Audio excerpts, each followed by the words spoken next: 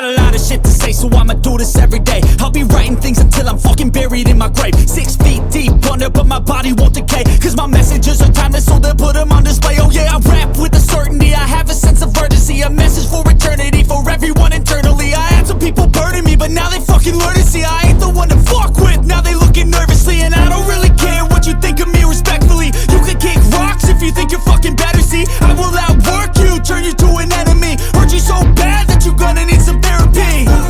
I got the motherfucking recipe, I've been cooking up hits, I'ma leave a legacy. You'll be looking small when you're standing right next to me. I'm 5'10", bitch, but I'm 10 feet next to me. 'Cause I don't give a fuck what you say, yeah, I'ma do shit my way. So you can go kick rocks, I'ma stack bricks up, build what I want to make. 'Cause I don't give a fuck what you say, yeah, I'ma do shit my way. So you can go kick rocks, I'ma stack bricks up, build what I want